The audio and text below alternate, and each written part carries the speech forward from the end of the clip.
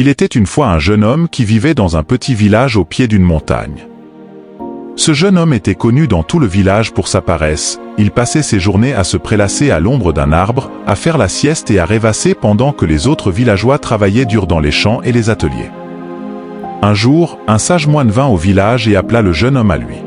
« Mon fils, dit le moine, j'ai une tâche pour toi. Je veux que tu escalades le sommet de cette montagne et que tu rapportes une seule plume du pic le plus élevé. » Le jeune homme regarda la montagne et ricana. « C'est impossible, dit-il. Je suis bien trop paresseux pour grimper jusqu'en haut. » Le moine sourit et dit « Ah, mais tu vois, la plume que je cherche n'est pas sur la montagne elle-même.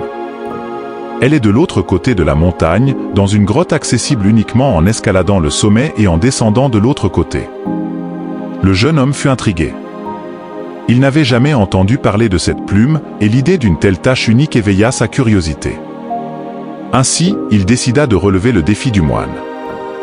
L'ascension fut longue et pénible, le jeune homme se retrouva rapidement hors d'haleine et en nage. Cependant, à mesure qu'il montait de plus en plus haut, il ressentit un sentiment d'excitation et d'enthousiasme qu'il n'avait jamais éprouvé auparavant. Quand il atteignit enfin le sommet, il était épuisé mais exalté. Il contempla la vue époustouflante qui s'offrait à lui et ressentit un sentiment d'accomplissement qu'il n'avait jamais connu. Cependant, le véritable défi était devant lui. Le jeune homme devait descendre de l'autre côté de la montagne et trouver la grotte où se trouvait la plume. La descente fut encore plus périlleuse que la montée, mais le jeune homme trébucha et tomba de nombreuses fois. Cependant, il persévéra, poussé par la promesse de la plume qui l'attendait. Lorsqu'il atteignit enfin la grotte, il vit la plume qui brillait à la lumière qui filtrait de l'entrée. Il ramassa la plume et s'émerveilla de sa beauté. C'est alors qu'il réalisa qu'il avait un problème. Comment allait-il remonter la montagne et rendre la plume au moine? Pendant un moment, le jeune homme envisagea d'abandonner, mais il se souvint du sentiment d'accomplissement et de fierté qu'il avait ressenti lorsqu'il avait atteint le sommet. Il savait qu'il avait la force et la détermination pour le refaire. Ainsi, il grimpa de nouveau la montagne, ses muscles endoloris et ses poumons brûlants, mais il ne renonça pas. Il se poussa à continuer, animé par la certitude qu'il avait surmonté sa propre paresse et accompli quelque chose de véritablement remarquable. Lorsqu'il présenta la plume au moine, ce dernier sourit et dit « Bien joué, mon fils.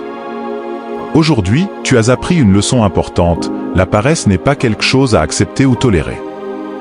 C'est un défi à surmonter, un obstacle à franchir. » Le jeune homme acquiesça, comprenant la sagesse des paroles du moine. Il réalisa qu'il avait toujours été capable de grandes choses, mais que sa paresse l'avait retenu. Désormais, il savait qu'il avait la force et la détermination pour surmonter tout obstacle sur son chemin. La leçon du défi du moine est que la paresse n'est pas quelque chose à accepter ou tolérer. C'est un défi à surmonter, un obstacle à franchir. En nous poussant à atteindre nos objectifs, même lorsqu'ils semblent impossibles, nous découvrons une force et une résilience en nous-mêmes que nous ne soupçonnions pas. Pour surmonter la paresse, nous devons nous fixer des objectifs ambitieux, nous pousser au-delà de nos limites et persévérer, même face à des revers et des obstacles. Il est également important de cultiver la discipline et la constance dans nos habitudes quotidiennes. En établissant un horaire et en le respectant, nous pouvons créer de bonnes habitudes qui nous aident à rester concentrés et productifs, même lorsque nous n'en avons pas envie.